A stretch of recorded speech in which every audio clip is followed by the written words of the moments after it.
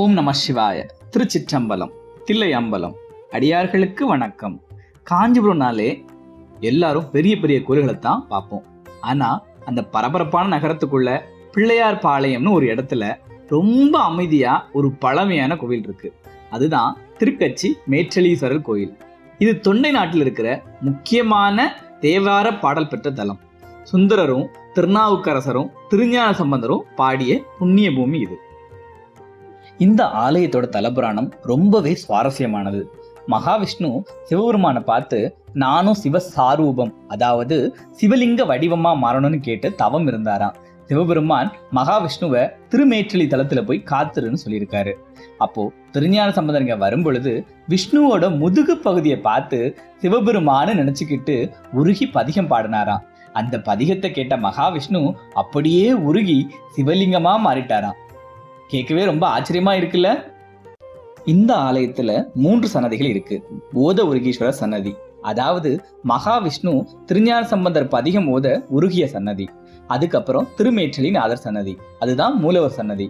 அதுக்கப்புறம் திருஞான சம்பந்தர் பாடின பதிகத்தை ரொம்ப கிட்ட வந்து கேட்கணும், உத்து கேட்கணும் வந்ததுனால உத்து கேட்ட நாதர் அப்படின்னு ஒரு சன்னதி வெளியே இருக்கு.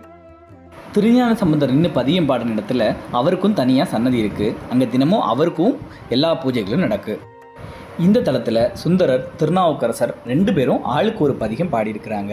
அது மட்டும் இல்லாமல் திருநாவுக்கரசர் இந்த தலத்தில் தங்கியிருந்து உழவார பணிகளும் பண்ணியிருக்கிறாரு. அப்பேற்பட்ட சிறப்புமிக்க தலம். மகாவிஷ்ணுவையே உருக வைத்த அந்த திருஞான சம்பந்தர் பாடின பதிகம் மட்டும் நமக்கு கிடைக்கப்படவில்லை. பொதுவாக எல்லா ஆலயங்களையும் ராஜகோபுரம் மூலவர் சன்னதிக்கு நேர் எதிராக இருக்கும். ஆனா இந்த ஆலயத்துல விஷ்ணுவோட சன்னதி, அதாவது ஓத உருகீஸ்வரர் சன்னதிக்கு நேரா அமைஞ்சிருக்கு. இது மேற்கு நோக்கி அமைந்த தலம், அதனால மேற்றலி. மகாவிஷ்ணுவே வழிபட்ட தலம், மேலான தளி, அதனால மேற்றலி அப்படின்னு சொல்லுது அப்படின்னு பேர்க்காரன் சொல்றாங்க. வரலாறு, பக்தி, கலைன்னு 3 கலந்த இடம் இது. நீங்க காஞ்சிபுரம் வந்தீங்கன்னா கண்டிப்பா இந்த இடத்துக்கு வந்து பாருங்க. பஸ் ஸ்டாண்ட்ல இருந்து வெறும் 2 கிலோமீட்டர் தூரம் தான். காலையில் 7லேருந்து 12 மணி வரைக்கும், அப்புறம் சாயங்காலம் 5 மணிலேருந்து 9 மணி வரைக்கும் இந்த கோவில் திறந்திருக்கும். வரலாற்றையும் இறைவனையும் தேடி வரவங்களுக்கு இது ஒரு அருமையான இடம். மறக்காம இந்த கோயிலை விசிட் பண்ணுங்க. நன்றி, வணக்கம். இன்னும் ஒரு சுவாரஸ்யமான கோயிலை பற்றி அடுத்த பதிவில் உங்களை சந்திக்கிறேன். இந்த வீடியோ உங்களுக்கு பிடிச்சிருந்துச்சுன்னா லைக் பண்ணுங்க, உங்கள் நண்பர்களோட ஷேர் பண்ணுங்க, மறக்காம நம்ம சேனலுக்கு சப்ஸ்கிரைப் பண்ணுங்க. ஓம் நம சிவாய.